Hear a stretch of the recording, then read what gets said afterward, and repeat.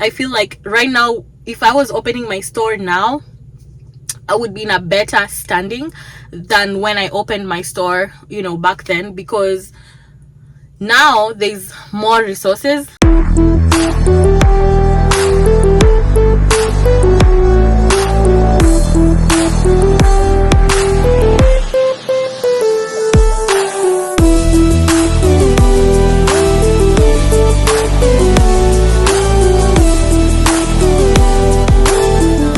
Hi, what's up? How are you? I hope you're doing very, very well.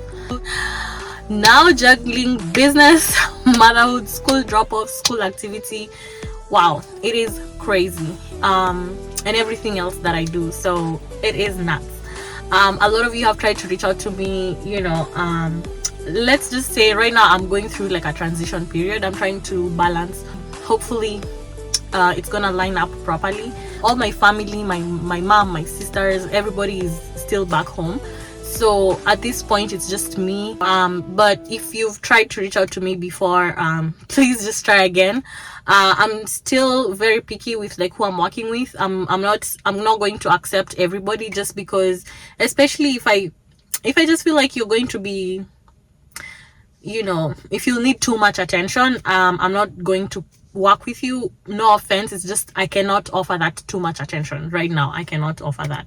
But if you're okay going through a course, a self-paced course, scheduling calls once a week, or something like that, I'm okay with that. But if you want to like call me that, I'm sorry, I'm not gonna do that. Again, updates, we just had elections yesterday. I hope you voted. It's just good to exercise your rights if you can vote. So I have a video that actually does very well on YouTube, so I'm trying to update it, because I did that video I think almost over 2 years ago, and people are like, Kathy, what has changed? What is the future of the industry? So I have that video coming up next. But on this particular video, I want us to talk about, if I was opening a beauty supply store now, what are the things that I would do? Because when I opened my beauty supply store, things were very different at that time, and right now things are also different, and honestly in some ways things are also good, right? I feel like right now, if I was opening my store now, I would be in a better standing than when I opened my store, back then, because now there's more there's more help than it was when I was starting out. Okay, so I'm just going to brush off real quick like the things that I would do now as opposed to what I did, right? So first and foremost, registering the business. The good thing is, for when we registered our business, we used a lawyer, so I would definitely do that right now too. And the main thing was for us to understand how we're going to file taxes for the business. There's different ways when you file taxes as an LLC, or when you file taxes as a sole proprietor, or when you file taxes as a S corp. So we wanted to understand that and make sure that we are actually selecting properly, and like our taxes will be paid properly. So that was like really important, and I think that should also be very important for you right now. Online. So when I opened my store, online was not a priority for me. Selling online was not a priority for me. I was just focused mainly on like our local community, our customers in our zip code and like neighboring zip codes, right? And now I actually had a conversation with someone who was mentioning how online is better. We talked about it, and I'm actually going to ask him if he would like to do like a podcast so we can talk like in depth about selling online and what that looks like for beauty supply stores. Obviously selling online is pretty cutthroat, so you have to my microphone is falling, but basically you have to pick on like a niche of what you're gonna focus with, right? And you also have to decide, are you going to focus mainly on like selling to bulk orders, like to wholesale, to braiders, to other stores, or are you gonna focus to selling directly to consumer? And in my opinion now, I think we should have probably started both. Like we should have started selling to business owners and braiders, and also to like consumers. But for me, we just went straight to consumers. I completely ignored the other part of like working with other people, and I totally get it, because there was another issue that also came up where If someone bought products with like another beauty supply store, that package got lost with UPS, and they were asking me who pays for the package when it gets lost. So like those are things that people forget, but as a business owner, those are things that you also need to put in place, and you need to figure out how to take care of a problem when it arises, right? So when you choose how you're opening your store right now, focus on like who you're selling to, who's your customer, and like pick on that customer and see what are the needs of that customer. So if you're going to do direct to consumer, it's going to see. If you're going to do that, then nurture that consumer, right?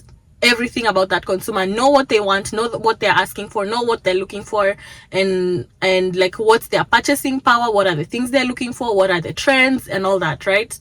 So how do I see a business working right now?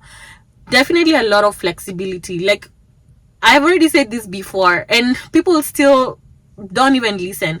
Right now, you cannot open a regular beauty supply store. Like the beauty supply stores that have been working many years ago, those businesses are now changing. Okay.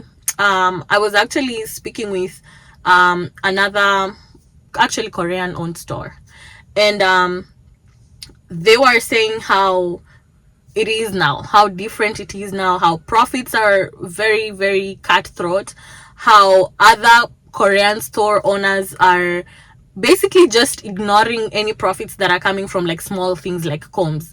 I've mentioned this before in a different video, because that's one of the things where people will tell me like for us, we used to sell one comb for 99 cents, and basically we were going to be end up labeled as an expensive store.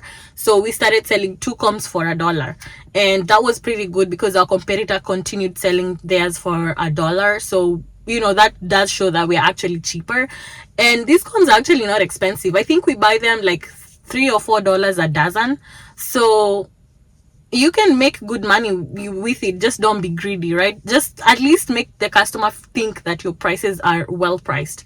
So definitely consider what your competitors are pricing their things at. And so for this Korean store owner told me that they were actually condensing their stores. So they had like multiple stores, and they were just like condensing them right now. They're just, whichever is not making like enough money, they're just closing them. And I was like, what is enough money?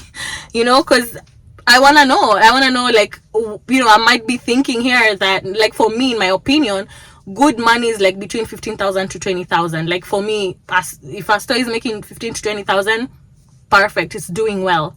At this point, I should also note that if you're making that kind of money, you want to make sure you're minimizing your overhead costs. So like rent, insurance, electricity, heat, all these small, internet, telephone, all those things, marketing, pay ads fees, POS fees, like any fees that you're experiencing, at least try and keep them under 5K, under 5,000.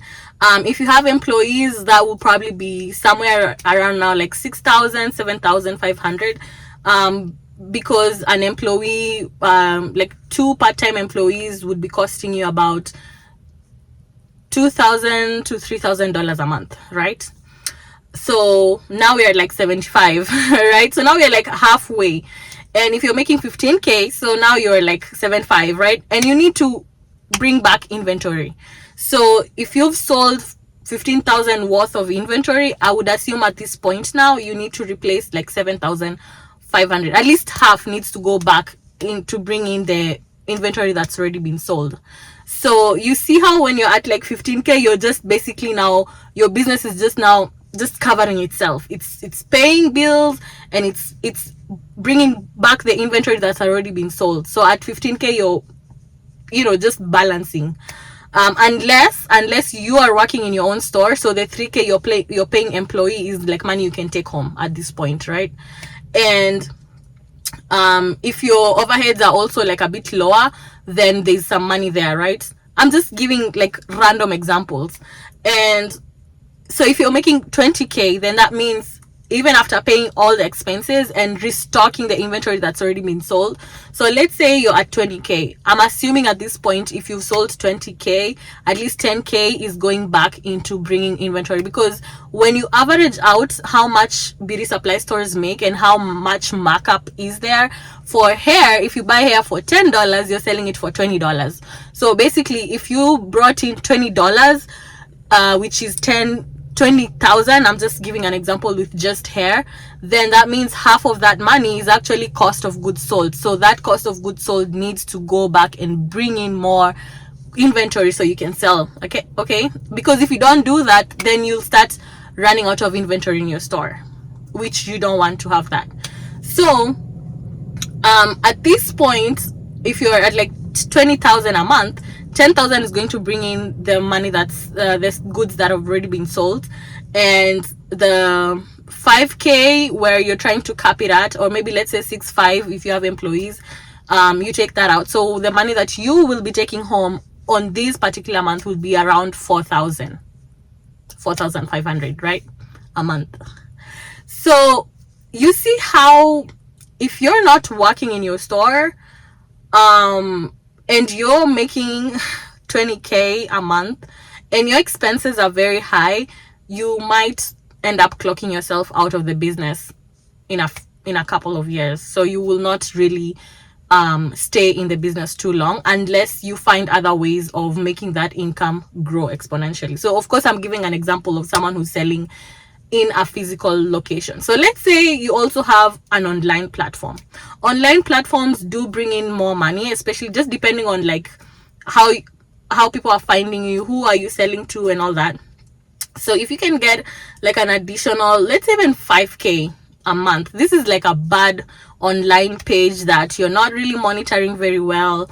Because if you are actually monitoring your online page, online pages are making more money on online platforms too. Like if you're selling on Facebook Marketplace, eBay, Instagram, if you have an Instagram shop or a Facebook shop, or if you have like TikTok shop, if you have all these other income coming in, then now you're now bumping up your income revenue, right? Let's say you also have a salon. Salons make good money. Let me tell you, I'm not even gonna hide.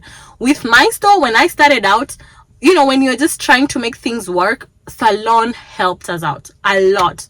Like I have like 5 chairs, right? And if I'm renting those chairs for like $500 a month, 5 chairs, that's 2,500. 2,500, pretty good, because if I just put all my expenses in there, you know, of course rent is a bit higher, but all the other expenses, if their salon is paying it, then that means the business, the beauty supply part of the business, does not have to incur those expenses. And now money is making sense. Now money is mathing, right? Okay, so consider your sources of income. Like really consider them. If you can offer a notary service, well and good.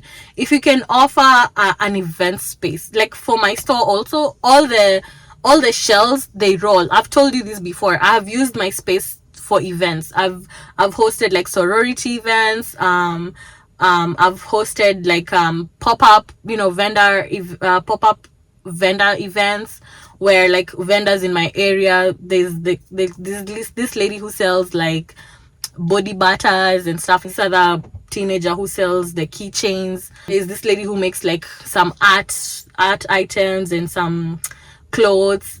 Well, I give a platform for people in the community who are selling items, because I know if I give them a place to pop up and they're involved in the community, they'll tell their customers to come meet them in this pop-up event space, which is my store.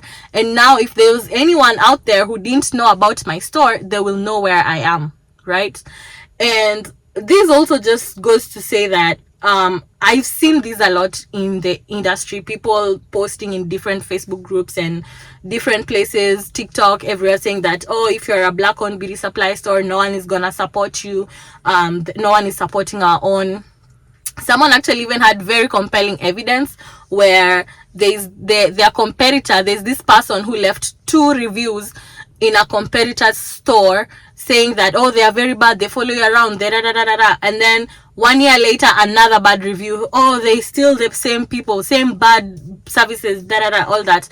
And I was like, okay, first of all, you as a beauty supply owner, you're wasting a lot of energy following what your competitor reviews are saying. Like, this is energy that can be channeled for you to run your business. Like, mind your business. I get it when you're going to see, oh, what are people complaining about my competitor, so that I can rectify that and I'm not providing that bad service. Let me rectify it. If people are saying, oh, they're following me, they're making me close my bag and all that, then you think, do you want people walking in your store with their bags open with not following them?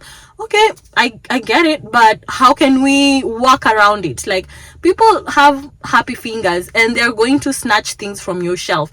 Trust me, it doesn't matter. I have been robbed multiple times. Even people who laugh with me on the face, like I'm thinking we are vibing and everything, but no. Yeah, we are vibing, but they're, if they don't have the money but they need the thing. I have even had people who come to me with sob stories. Has happened. My someone died and we need hair. I've given out braiding hair packs. Those people never showed up back to the store. Never, ever, ever, ever showed up back to the store. So, yeah, I'm just saying that be prepared for a lot, okay? And just move forward. Don't hold that energy. Like, if they came to your store, they give you a sob story and you listen to it, you know what? Do good, let it go. Let God take control. Like, just let it go. So this person is telling me, yeah, people are not supporting black stores, and I'm like, I get it. I totally get it. Trust me, it happens to me as well. I have I think maybe 2 reviews where someone said, oh, that African store, and I'm like, what? And then I had one stylist who was talking like, oh, the African people, because I'm African, apparently I'm not black to some people. But I was like, you know what?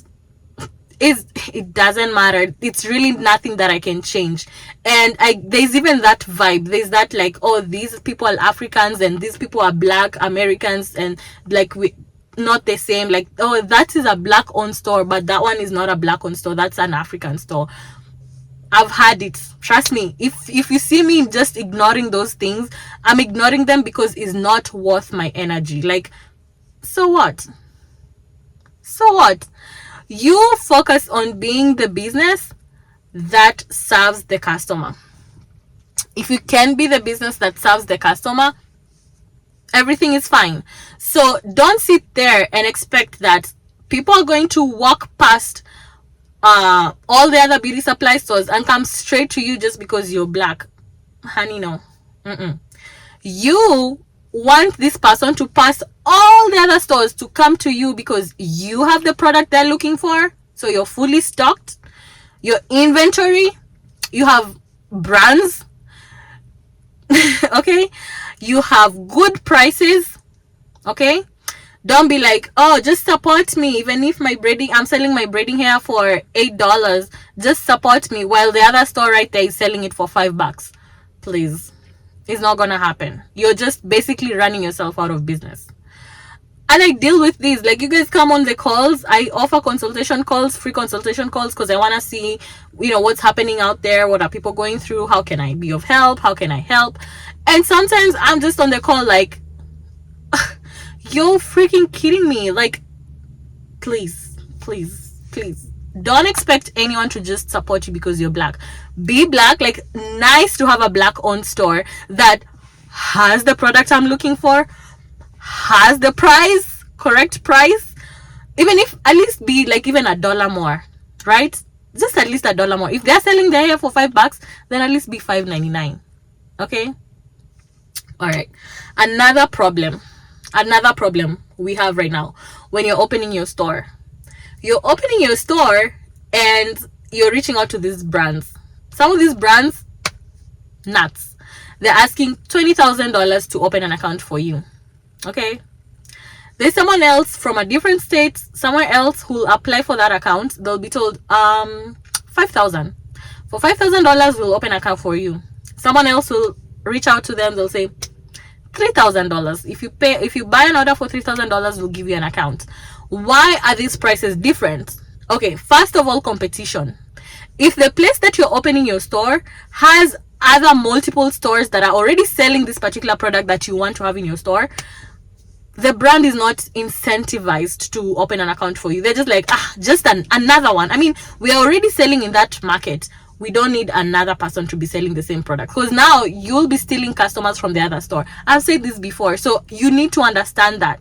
You cannot just stand there and say, oh, they'll not approve my account because I'm black. Yes, that happens sometimes, but I have also talked with other Korean owned stores, and they tell me the same thing. They tell me that if they open a Korean store next to another popular Korean store that's moving inventory crazy, like they're placing orders of like 10,000 to 15,000 a month on a particular vendor, and you want to open an account same area with this company, they'll be like, come on, shop A is ordering $20,000 worth of inventory. You new shop that you want to open, will you be also ordering 20,000 worth of inventory from us? Well, if you want fair trade, then also you order 20,000, like shop A orders 20,000, so you two can compete. But if shop A is ordering 20,000 and you want to order 2,000, and then now shop A will say, now see, I'm getting competition, let me drop my order to 15K. Like, wait. So now shop A is ordering 15K because they're saying someone else is there selling the same product. Do you see? Like, I want you guys to think from a vendor's perspective and also from a store's perspective. Imagine, I've seen these actually. I've seen where black owned stores are opening stores next to each other. So there's this lady who reached out to me. She's like, hey, can you help me out? There's this other black owned store that's opening right next to me. So you guys, you see a black owned store in your area, right? And you're like, they have traffic, they're doing, I mean, I totally get it. It's a competitive market, and it's capitalist market where fair game. Starbucks and Dunkin' Donuts, same. Burger King, McDonald's, same, right? I get that. So you want to be beauty supply A and beauty supply B, black owned, in the same community. This person has been here for 10 years and you're just coming in to start. Well, if this person has been here for 10 years and maybe they are not fulfilling a certain gap in the market, then I totally see why you should be opening. But if they're doing everything right, and then you're coming to, unless they don't have a salon, then maybe you're offering a salon, right? Maybe they don't do nails, then, maybe they don't sell clothes, then, I mean, what is it that you're bringing in? Like, please don't go to open right next to another beauty supply store. It's going to be difficult for you, because even for me, right? Even me being in my store, people still would come to my store like, oh, or they would call their family like, hey, I'm at the beauty supply store, is there anything that you need me to get for you? And the person would be like, oh, which beauty supply store? And I'm like, we've been here, you've never heard of us? Oh, the new one? I keep forgetting the new one is right there. Because the old store that has been there for decades, well, this one hasn't been there for decades, but the store that has been there, well, maybe for a decade, I'll have to confirm, but this store has been there, basically. People have known about it. So you coming in, you're now trying to tell people like, hey, hold on, there's this store that we all know of, but now there's this one, me. Anyway, those are like things you need to consider, because it's going to affect how you interact with your customers, what type of products and services you'll be having, what accounts you'll be approved, and all that. That's not even the biggest problem. The biggest problem is where people reach out to me, they're like, I'm like, so, how can I help you with your store? Oh, I've been in business for about a year and a half or maybe 2 years. I still don't sell shake and go, free dress in my store, or model. I don't sell it in my store. I'm like, why? Or sensational or tray, and I'm like, why are you not selling it? Because I applied for an account with these guys, they refused to approve my account, so I don't want to sell this, because they don't want to sell to me, so I'm not going to support someone who does not support me. What? I was there like, stop right there. Huh? Customers want these products in your store and you will not carry them because these people will not sell to you. Are you crazy? Get out of this business. Honestly, just get out. That is not an excuse. Customers want their products. You know what you're gonna do? Go get the products. Reach out to someone. Now, like when I started offering people to buy products from me, I used to offer that. I'm right now I'm being very selective with who I work with because many reasons. But now there's other people. Like, that's the beauty of it. There's other groups of people who are actually allowing you to order. So you don't even have to work with me. You can literally go and work with someone else. You'll still get those products. Please, if your customer is asking for something, can you please bring that thing in your store? Please. No more excuses. If this, you know what? You cannot fight fire with fire. Whatever relationship or whatever thing is happening between you, business owner, and the vendor, that should be your problem with the vendor. The customer does not care. The customer does not care what you're going through.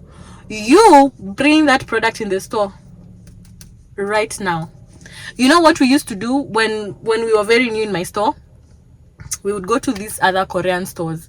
You know, when they do that blast sale of like 50% off, because I already know the prices. I know this braiding hair normally goes for $2.50, or I know this braiding hair normally goes for $1.75. So I am monitoring this other store. When they do a 50% off sale, hey, I am right there. They open at 9 a.m. I am standing right there by the door. I go in, I pick all the hair my customer have been asking for, all the crochet hair, all the track hair, all the wigs, all the braiding hair. I stack. I'm actually going to take you guys with me one store. There's a store here that still does those deals. I will take you there just to go see what it normally looks like. I will buy those things. The problem is I will have to pay taxes. Before I spoke to the owner, I used to pay taxes. But then this is a different store. But they stopped doing that. But before, when I opened my store, they were allowing it. So the first maybe 2 or 3 times I paid taxes because I didn't know who to talk to. You know, closed mouths don't get fed. So one time I did a huge order. It came to like $1,500. I was like, hey, now I'm going to have to pay like 10% tax, $150 on tax. I'm like, I have to say something. So I went, I said, hey, is there like a store manager here, like a store owner that I can talk to? This is after my order. They have and it went all the way to like 1,500. And I was like, I would like to speak to someone about this order of mine. They're like, okay. And then they have seen me there before. I think this was like my 4th time in that store. So they took me to a room back there, and this person came and they're like, hi, you said you want to talk to someone? I said yes. I said, actually I am Kathy, and my beauty supply store is so and so, and this hair that I'm buying from you, I don't have this account with me. That's why I buy it, so that I can have it in my store. I was just wondering if you can at least if I can give you my sales tax form, like sales tax exempt form, and you can remove the taxes for me. And this person was first like, I was like, yeah, you want to pay tax? So I had to explain myself again and again, and they were like, okay, fine. So they waived the tax for me because they're selling now wholesale. So now it's like a wholesale sale, right? So he had to like take a picture of my license and a picture of my sales tax, like for tax purposes, because you cannot sell things without tax. People, I tell you this all the time. And even customers will come to your store, they'll start telling you, can I buy this wig for $200 human hair, but I don't want to pay $20 tax? Please do not even dare not charge someone tax. If you're really desperate for that money, you'd better tell this person, I can give you 10% discount. So if you do a 10% discount, it's still $20. You can tell them, I'll do the 10% discount, so I'll give you a discount, but then I have to charge you tax. So even on the receipt, it will show this is the item, the wig is $200. I give you 10% discount. The wig is now $180 plus tax. It comes to like $200 they pay you. Please don't even try. Okay, anyway, so those are the things that I would probably prioritize right now. Like when I'm opening a store right now, like everything else is irrelevant. Even how beautiful your store is, like yes, it's nice to have a beautiful store, but I'm telling you, products, pricing, variety, how you communicate, the community you build, interact with your community. If there's an event in your area, be there. If there's a party, be there. Like right now, we just finished Halloween. Did you participate in Halloween in your community? Did you give people candy? Did you dress up like in a Halloween costume? Like, are you a fun place to be in, right? Are you giving out goodies? Like when you go to these shows, these vendor shows, they give you samples. Or if you don't even have samples, go buy lip glosses. They are very cheap. They're like 20 cents a piece or 30 cents a piece. Buy those lip glosses, fill them there in the jar. Right now we are getting into winter. Our lips start getting dry. Give those lip glosses. Just tell people when they buy something above like $50, whatever, tell them, oh, pick a lip gloss on us. You know, we are getting into winter. We want you to take care of your lips. Lip gloss on us. Like, are you offering those services? Please. Trust me, it's better to buy lip gloss to give to your customers than try and put that money into marketing, trying to call other people like, hey, you people who have never come to my store, please come to my store, while there's already someone in your store. Can't you just appreciate that person so that they're happy? And when they're out there smiling and everything, and everyone is like, wow, where did you get that beautiful lip gloss? That pretty lip gloss, it smells so nice. Oh, this one actually I did not even buy. I got it from the beauty supply. What? They gave you? Where? What's the address? Please. There's no excuses. Okay. And I know I said like store ambience doesn't matter, everything, but if you need to get what is it called, if you need to get fixtures for your store, please, for the love of God or whoever you believe in, please don't buy those things new. Don't you buy those things new. Be patient. Go look for a store that's closing. There's so many stores that are closing. Walk around in your community. Go look. There's big brands that are closing. At least buy fixtures from them.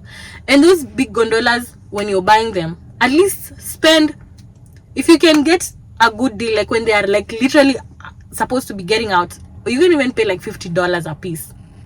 But if you miss out on that opportunity, even at least $100 a piece. These things, if you buy them new, they're like $600 a piece. Why are you wasting money like that? Please don't even try. Just try and save money. When you're opening your store, please save money. Don't waste your money. Again, there's this other problem. Oh, I am trying to open my store, but I don't have any funding. What?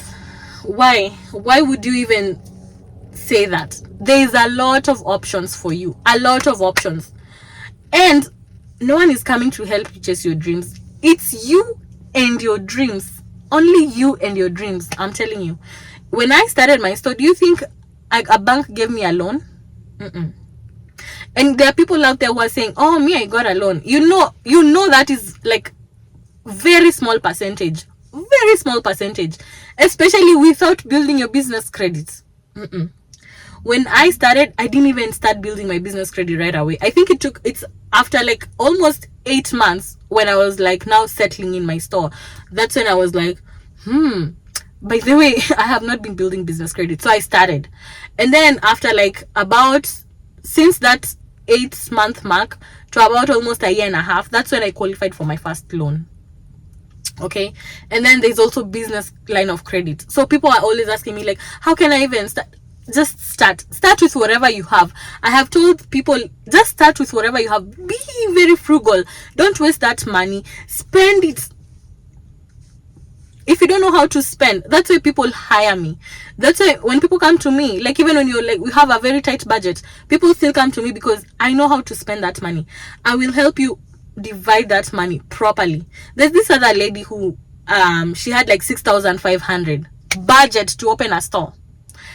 I was like, this is going to be difficult, but I can help you. I told her, I'm going to do this.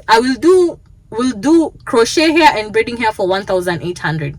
We'll try and get the best deals of braiding hair. We'll try and get braiding hair on sale when vendors are selling braiding hair, at least cheaper, depends with the brand, right? And I was like, even wigs, we can try and see if we can get some wigs for like $12. There are times when I'm opening a store for someone and a vendor sells wigs for $10. That is usually like, what? Like, perfect. And I can never tell, I will never be able to tell like what price that thing is going to be, because we have to wait and see what the vendor has on sale. But if you know this is your budget, we can work something out, right? But then you people are so nervous. Even when I tell you, like, even when you're placing orders, we have to wait for the vendor to ship the items to get to my store so I can ship it to you. So just be patient. Your order is coming. I know there are people out there who are a mess. I'm not even going to give them any light of day here, but just be careful. So if I was opening a store right now, like if I'm getting ready to open a store 2025, these are the things that I would be considering right now. Like, these are the things that would be my priority. Okay. All right. So I am so grateful that you are here to hear me out and see like what the changes are in the industry, what are the things you should be focusing on. And if you have any questions, if you're like, Kathy, you haven't made any videos, can you please make a video on something? Leave it in the comments. Okay, just leave it in the comments. I will know this is what you guys need to see, and I will try and create time. So now that when I come to pick up my kids, I have this time, I can start making these quick videos during this time and at least catch up that way, because any other time of my day is like not possible. I cannot do it. So there's other things. I have talked before about our course. We still have the course if you're interested in taking that.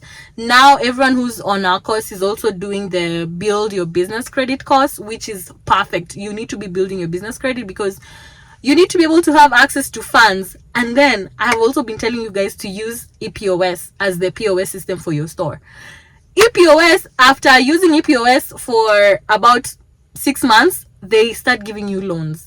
And these EPOS loans are good because they're not set on like how much money you need to pay back. No, it's how much money your POS system is making. So when you swipe your client's card to pay for something, EPOS takes a percentage and pays the loan that they gave you. So it's good because when money comes in, some of it goes to pay the loan and you keep some and continue with your business. It is perfect. If a vendor wants you to buy something, they cannot give you credit, just pay for that thing and then pay that loan slowly. Okay, those are the good options. So if you're looking to switch your POS system, I'll put a link down there. Just click on that link, go leave your name, the name of your store, your phone number, and your email address. Someone will reach out to you. They'll talk to you about the POS system. It is perfect. It's the one I use for my store and everybody else uses for their store. Okay.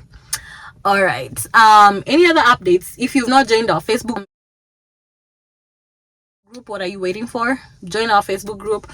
If you have, I have been sharing like goals and milestones that members of our group have achieved. So I always share that. If I see you're out there doing a good job with your store, I will always congratulate you. This is the whole point of the community. We are here to celebrate each other.